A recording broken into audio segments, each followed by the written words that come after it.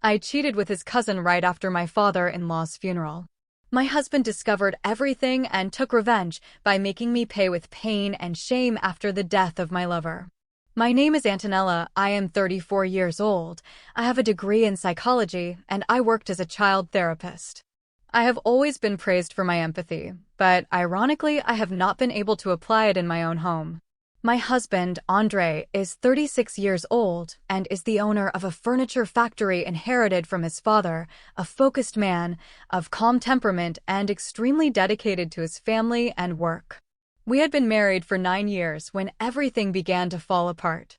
We lived in a simple and comfortable house, with 2 cats and a stable, almost monotonous routine. Our conversations revolved around bills, deadlines, suppliers, and family dinners.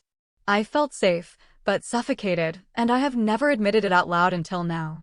In the first few years, Andre was my safe haven, my best friend. He had a sweet but firm way of handling things. He made me feel protected, almost untouchable. But over time, that security turned into predictability, and predictability into boredom. While he remained faithful to our routine and factory commitments, I began to lose myself within myself. Little by little, I stopped seeing myself as a woman and began to exist solely as Andre's wife.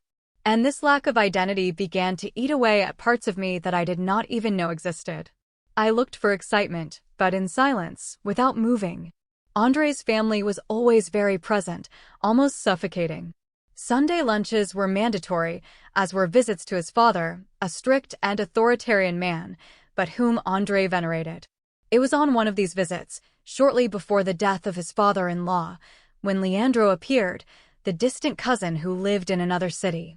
7 years younger than Andre, Leandro had a light, cheerful, spontaneous character. Everything that my husband had ceased to be. When he arrived, he brought a different energy.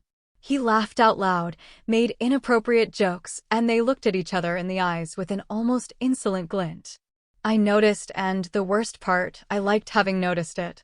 The first signs of wear and tear in my marriage with Andre came in silence. He began to work more. He was obsessed with the factory, with deliveries, customers, raw materials. We stopped having sexual relations. Sometimes he would touch me as if he were present, not out of desire. And inside, I was screaming. We tried couples therapy for 3 sessions. He said he did not see any problem, that it was just a phase. But the phase became a permanent state. And there, in that emotional void, the forbidden thought began to be born. It was not about Leandro yet. It was about anyone who saw me as something more than a sad wife in an apathetic marriage. The health of Andre's father began to deteriorate rapidly, and this forced us to spend more time in the family home. The tension was constant. The atmosphere of farewell floated in the air, even when he was still alive. Andre plunged into an anticipated mourning.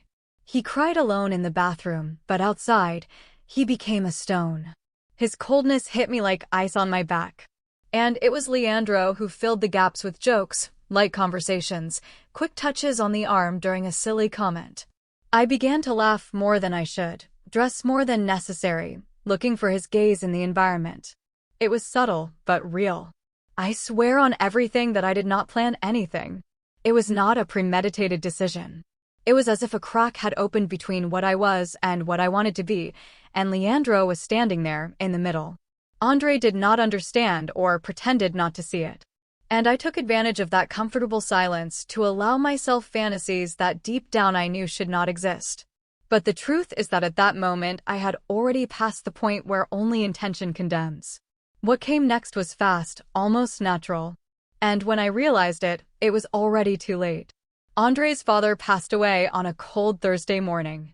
He was already very weak, so it was not exactly a shock, but the atmosphere inside the house felt like war. Heavy silences contained tears, people coming and going like ghosts. Andre became a zombie. He only spoke what was necessary. He organized the funeral details with an almost military rigidity, and he isolated himself emotionally, even from me. We all went to his parents' house the next day and stayed there. An old, dark house, full of dusty photographs and heavy furniture, where even the air seemed to weigh more. I felt like an intruder inside my own story. It was in the midst of these difficulties that Leandro became a kind of escape. He would arrive with warm bread in the morning, make jokes to break the mood, and hold my hand a second longer than necessary when greeting. No one noticed, or if they did, they pretended not to notice. He said he was there to support Andre, but it was with me that he talked during the breaks in the wakes and masses. Once, in the kitchen, he looked at me and said, "You seem more tired than the others." It was just a phrase, but at that moment it was as if someone had seen me after days of being invisible. I did not deny it. I let it happen. Andre, on the other hand, was completely absent. I slept as little as necessary, ate without looking at my plate, and answered everything with a "we will see" that made me sick with rage. He did not touch me, he did not ask me anything. It was as if my suffering did not even matter, because his pain was greater. I tried to get closer, but he pushed me away with practical phrases. "There is a lot to solve now. It is not possible." I understood the moment, I understood the pain, but I also felt excluded, like a piece of furniture out of place. Ironically, he worked with furniture. The contradiction suffocated me. One of those colorless afternoons, sitting in the garden at the back of the house, Leandro appeared with 2 cans of soda. He sat next to me and began to talk about his childhood, about how he had also lost his father early, and about how the family never knew how to deal with the pain. He spoke looking ahead, but sometimes he would look at me as if he were trying to decipher. I answered, lowering my defenses, without realizing it. The next thing I knew, I was saying things about my marriage, about how I felt invisible, about Andre's silences. The conversation was long, intimate, and ended with a "you deserve to be seen." A lump formed in my throat, but I did not leave. That night, something changed. I went to the room where we were staying. Andre was sleeping on his back. His crying had ceased. I lay down, but I could not close my eyes. I went to the kitchen to get water, and there was Leandro again. No one said anything. There was just that electric silence between us. He approached me slowly, looked at me, and put his hand on my waist. I should have backed away, I should have said no, but I was tired of feeling alone, even among the crowd. When I realized, our faces were close and the kiss happened, wet, tense, desperate. A forbidden kiss inside the morning house. And I did not stop. When the kiss ended, I pulled away in shock. I did not say anything. He did not either. We stood there in silence as if that had been a slip, a failure of the universe. But inside me a door had opened. I did not feel in love, I did not feel alive. I felt dirty. But at the same time, it was the first time in a long time that I felt something other than guilt or apathy. I went to sleep with the taste of him in my mouth and the weight of my mistake on my shoulders. And even there, lying next to my grieving husband, I knew it. I had crossed a line and there would be no turning back. It happened late in the afternoon of a cloudy day. The family home was already too full, too suffocating. Leandro suggested that we go for a walk, just to breathe. I accepted without thinking. We headed to an old stone building at the back of the property, an abandoned house that had belonged to Andre's great-grandmother. It was partially in ruins, with broken windows, peeling walls, and a partially collapsed roof. It was a forgotten, dark but silent place. We entered out of pure curiosity. A few steps echoed on the cracked cement floor. Inside, the world seemed suspended, as if the pain from the outside could not reach us. I do not know who took the initiative. We were walking among the rubble in silence when he grabbed my hand. It was a small but powerful gesture. I stopped, I looked at him, and he looked at me as if he saw me completely. The next thing I remember was his body pressed against mine, against the peeling wall. His hands on my hips and my breath accelerating. The kiss was urgent, brutal, as if trying to silence months of frustration. We had sex right there, standing between walls covered in mold and rotten wood. There were stones under my feet and fragments on the floor, but I did not feel anything. I was numb. It was fast, disorganized but intense. He put me on my back and placed me on my knees on the rough construction floor, without hesitation, as if it were something that had already been rehearsed. I felt the cold of the cement scratch my skin, but for a moment, not even that stopped me. I was in a trance. He grabbed me tightly by the waist, rhythmically, and I did not say a word. With each movement, my body recoiled more, as if I were taking possession of something that was not just desire. It was fury, it was escape, it was decadence. And in the midst of the filth, the fear, the guilt, I came hard, uncontrollably. It was an orgasm that shook me from the inside out. When it was over, my legs could barely support my weight. My knees were red, irritated, sore, but I only realized this when everything was over. And the sickest thing of all, while I was fixing my clothes, ashamed and trembling, a part of me smiled inside.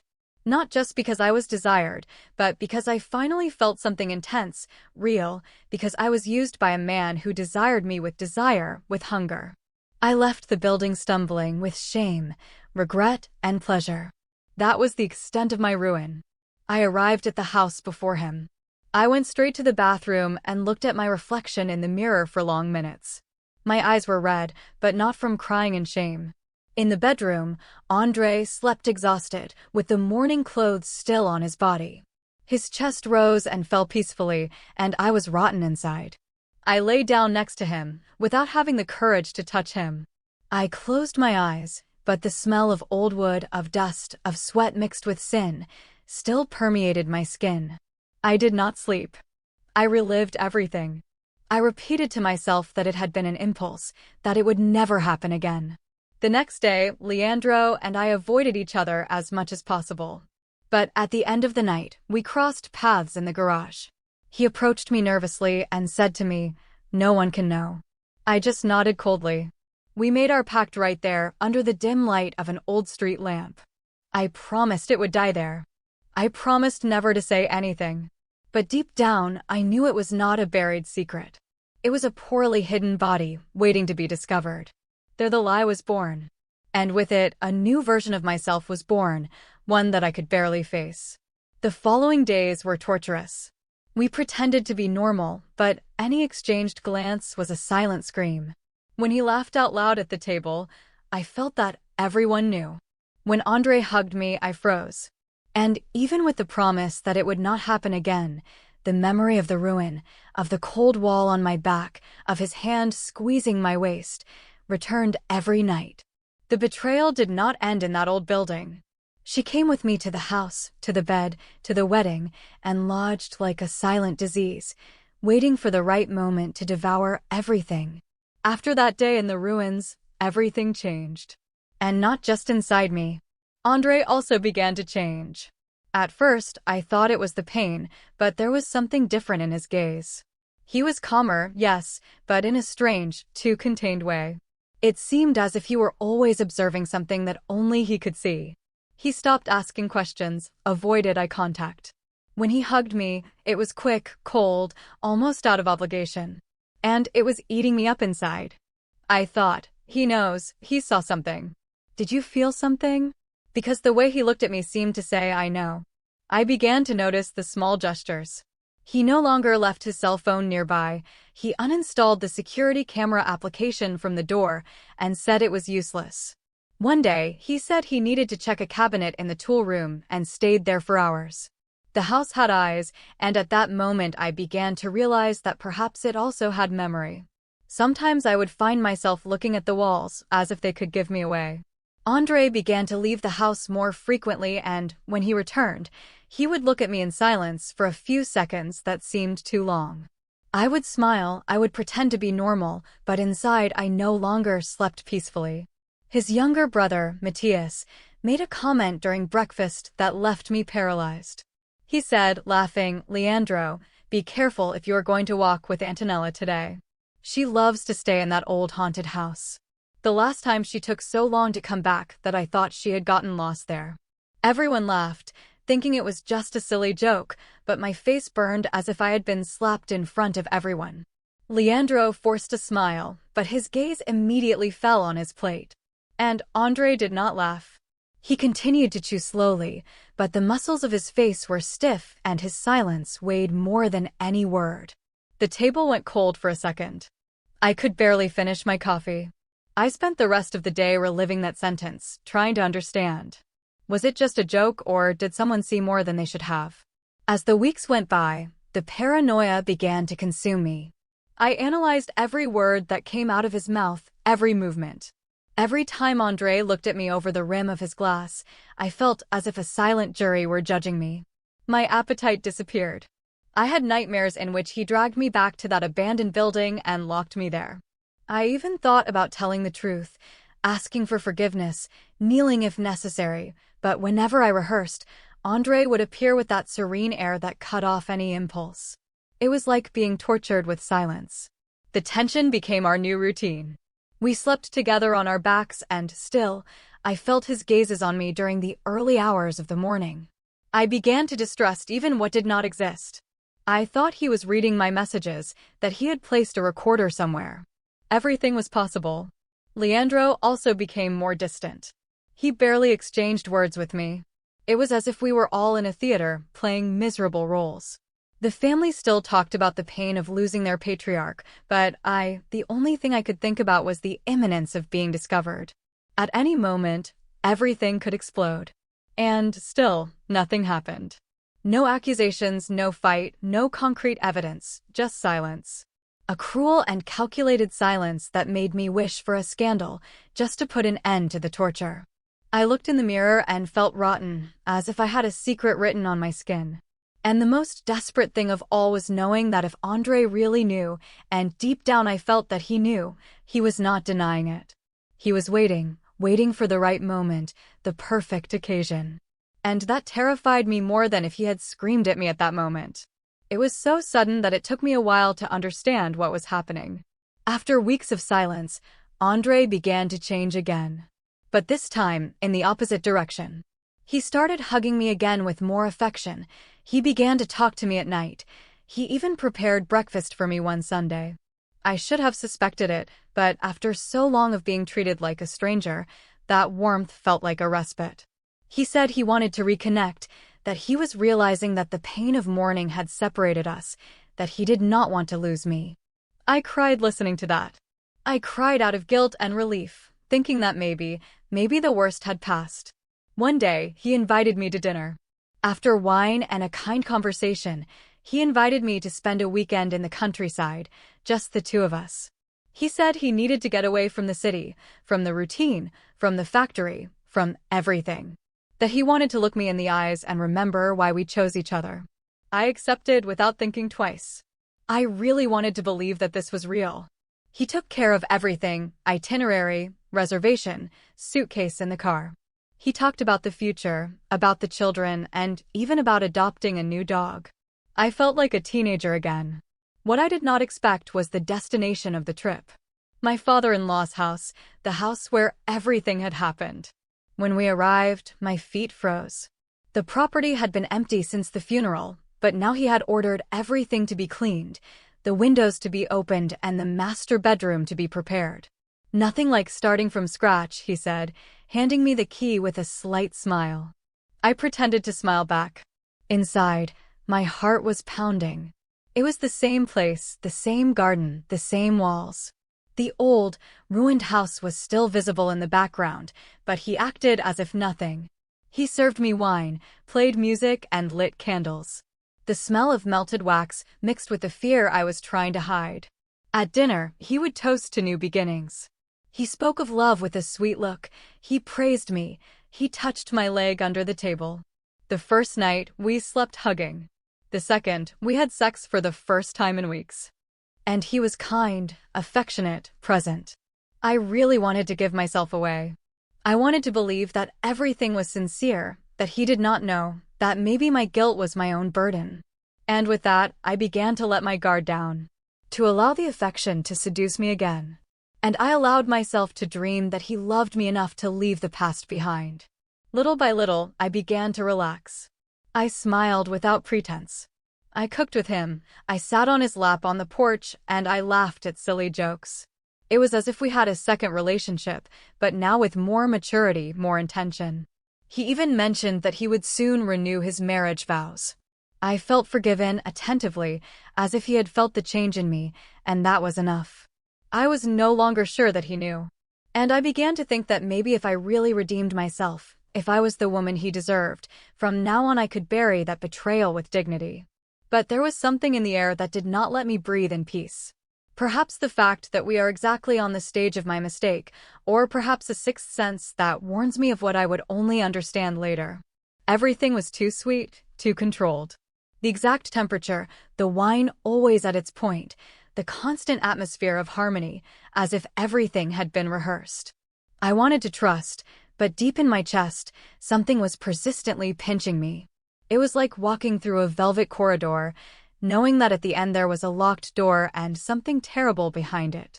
But I followed him, blinded by relief and hungry for redemption. The afternoon before dinner, Andre invited me for a walk. He said he wanted to show me something special. We walked in silence through the grounds, as we had done on other occasions of that trip. But when I realized where we were going, my body stopped. The old, ruined building was right ahead, the same one where everything happened with Leandro. Andre did not say a word. He just went in. I followed him, stunned. Calmly, he pulled me away, put me on my back and placed me on my knees in the same corner where I had betrayed him.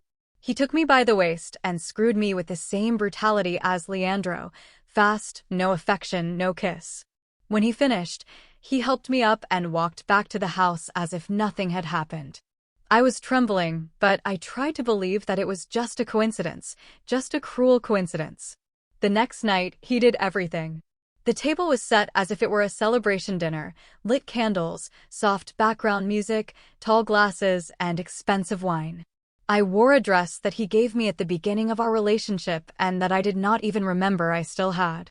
He seemed calm, satisfied, even a little sentimental. We sat down, we toasted, we ate. He gave a speech about forgiveness, about new beginnings, and he said he wanted to show me something. He got up with the glass in his hand, picked up a remote control, and pointed to the old television in the living room. I laughed nervously. The screen turned on and, in that instant, my world fell apart. The images appeared in silence. First, the interior of the abandoned building. Then, Leandro and I entered. The camera seemed hidden, as if it were behind a pile of rubble. The quality was bad, but clear enough to see our clothes, our bodies, our movements. There I was, on my knees. There was Leandro, from behind. The sound was off, but it was not necessary. The images said it all. I froze. The blood drained from my face. I wanted to get up, to run, to scream, but I could not. It was as if my legs no longer obeyed me. Andre just watched, standing in the distance, without blinking.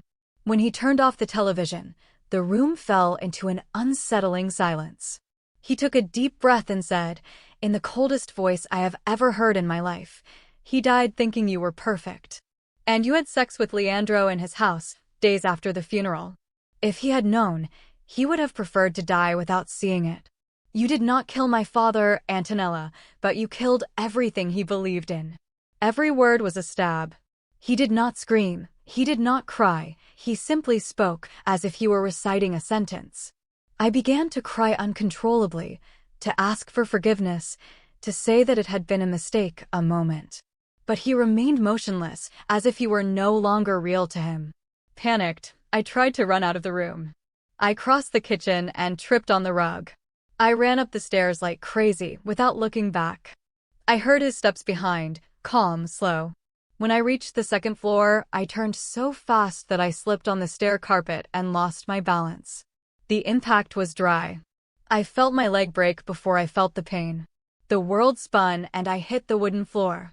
A scream escaped from my throat, a scream that did not sound human. The pain was unbearable. My leg was trapped in a grotesque position, turned in a direction that was clearly not the right one. Then, the report would confirm it, open fracture in 3 parts. And I was there on the floor, asking for help. Andre came down the stairs calmly, without rushing, with the same expression he would put on for a glass of water. He knelt next to me and whispered, "Now you will feel in your own flesh what I felt in my soul." He took out his cell phone, called 911, and sat down again with his back to me. He did not touch me, he did not show any hurry. When the paramedics arrived, he was drinking wine and looking out the window. They took me away, screaming in pain, conscious, humiliated, broken in body and spirit. He did not need to push me, it was enough to let me run to my own ruin. It was the coldest, most calculated, and cruelest revenge that anyone has ever carried out. After that, I did not see Leandro again. He literally disappeared from the family home the same week I was admitted. He did not go to the hospital. He did not send any message. He did not try to find out if I survived the fall. Nothing. It was as if he had evaporated. At first I thought it was fear, cowardice, running away. Maybe Andre had confronted him, maybe he had run to save his own skin. But the truth was much heavier. Andre knew where he was and was waiting for the right moment to tell me. When I found myself in the hospital room with my leg in a cast, with plaster and metal, a pain much greater than the physical pain invaded me. Days later, Andre gave me a letter. It was simple, handwritten, in blue ink, with Leandro's handwriting. Without an envelope. I read slowly, feeling each line like a stab. He said he felt dirty, that he did not want me from the first glance. He said that the betrayal with his own cousin's wife had killed something inside him. And he ended with a request. Tell Andre that he has the right to hate me, but that I also hate myself. I hate myself every day.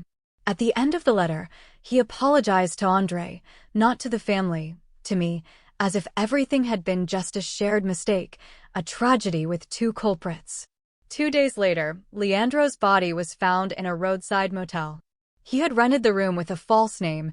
He left the key at the reception and locked the door from the inside. He took with him an almost empty bottle of whiskey, the bedroom Bible open to Psalm 88, and no other explanation. The police had no doubt. He took his own life. But for me, that was a sentence. I had not only betrayed my husband, I had been an accomplice in his death. A silent but brutal death. His weight crushed me more than the cast on my legs. When Andre told me, he did not show any surprise. He simply said, it was the expected end for someone like him. Then he turned his back and left the room. I cried alone, with my eyes glued to the white ceiling. His name echoed in my mind, Leandro. The man who desired me, used me, drowned me, and then ran away from everything. A part of me felt angry, but another part felt a kind of dirty mourning, because despite everything, I had loved him. I had given myself to him. And he, deep down, was just another man too weak to face the consequences of his own desire. The family had a discreet burial, without flowers, without mass, no tribute. The tombstone only had the name and the dates of birth and death. No record, no memories. A shallow grave for a deep sin. No one spoke openly about him. It was as if he had never existed, as if they wanted to erase the mistake, to bury the scandal along with the corpse. I did not go to the funeral. No one let me go. But even if I could, I do not think I would have been able to. I lacked strength in my legs, and I had too much shame on my face. I buried him inside me, and that was even more cruel. For months, I dreamed of him looking at me from the top of the building, as if he were calling me to fall for him. Other times, I would see him sitting next to my bed, with sunken eyes, as if he were still waiting for me in the motel where he committed suicide. Andre never said his name again. The family pretended that he never existed. And I lived surrounded by memories that no one could see. That death stood between my broken bones and me, as an eternal reminder that some sins do not die when they disappear. They are still alive, and they carry in silence, in the dark, in the depths of the soul. I spent weeks in the hospital. The fracture was ugly, serious, surgical. I broke my leg in 3 parts, and the doctors said that I would have a slow and painful recovery, with the possibility of motor consequences. They put plates, screws, and told me that I would be in a wheelchair for months. It was as if my body reflected exactly what I had done with my life, all in pieces. The physical pain came in waves, but none surpassed what I felt when I closed my eyes and saw that building, or Andre's face while I was asking for help. His silence hurt more than any broken bone. I returned home 3 months later, with my soul much more crippled than my body. The stairs were replaced by ramps, the bed by a hospital bed, and my routine by painkillers and geriatric diapers. The smell of the healing ointment made me sick. I felt invalid, not just physically, but as a woman, as a wife, as a human being. My mother would visit me from time to time, but even she looked at me with pity, as if to say, "You looked for this." And I really looked. I gave myself to it, I allowed it. And now I paid with interest in slow daily installments inside a silent house where even the walls judged me. Andre would come to visit me every Tuesday. Always punctual, always polite. He would bring fruit, magazines, pay the caregiver, supervise the medicines. But he did not talk to me more than necessary. He did not ask me if I was okay. He no longer touched me as before. It was as if he were taking care of a stranger out of moral obligation. Shortly after being discharged, he filed for divorce. But it was not just that. He made me sign the papers, renounce almost everything: house, car, investments, even the furniture that he himself made. And why?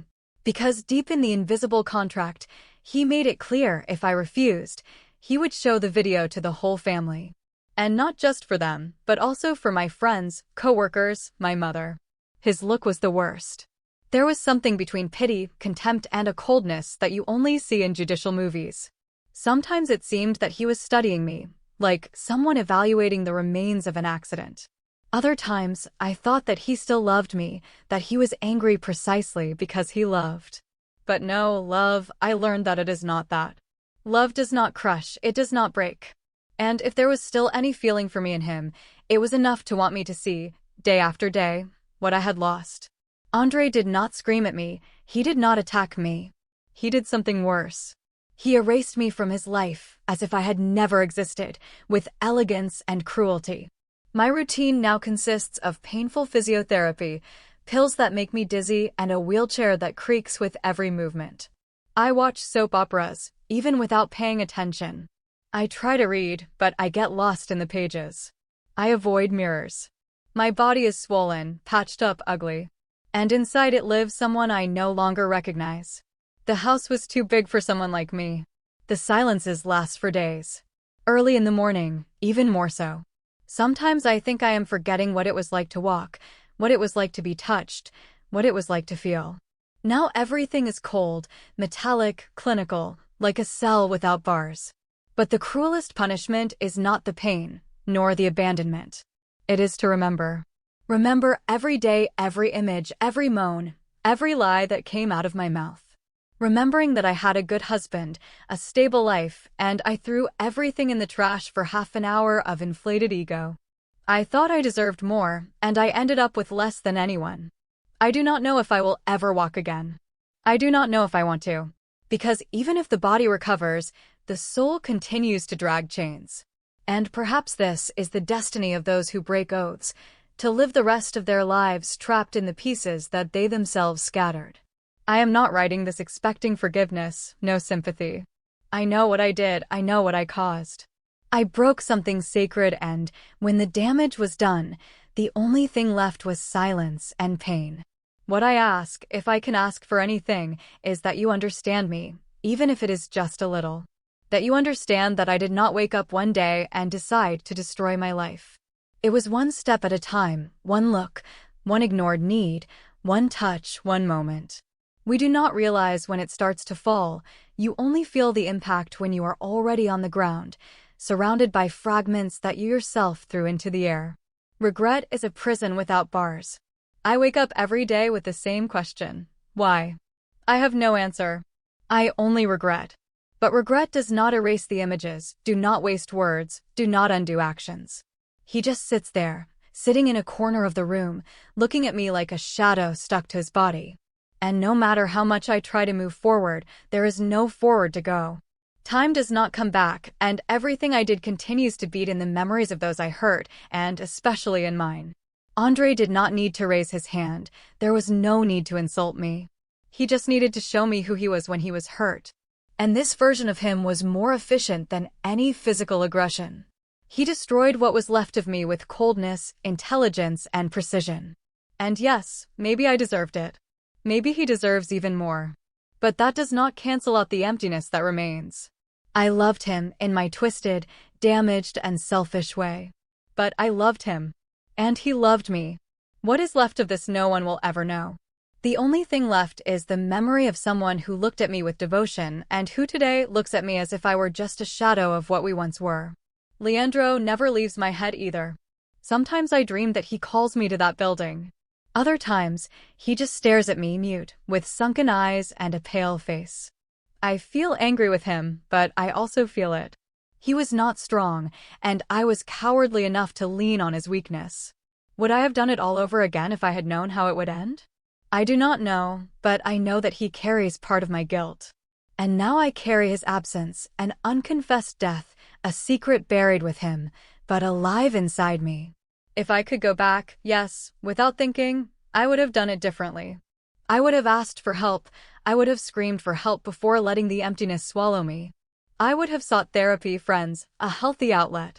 I would have talked to Andre about what I felt, instead of staying silent and allowing another man to occupy that silence. But life does not give you that reset button. She simply shows the bill and charges interest. And sometimes, the price comes in the form of broken bones, definitive abandonment, and a body trapped in a wheelchair, with the soul on its knees, begging for an opportunity that will never come. I am writing this not because I expect comfort, but because I have nowhere else to run. Because my voice needs to come from somewhere other than my head.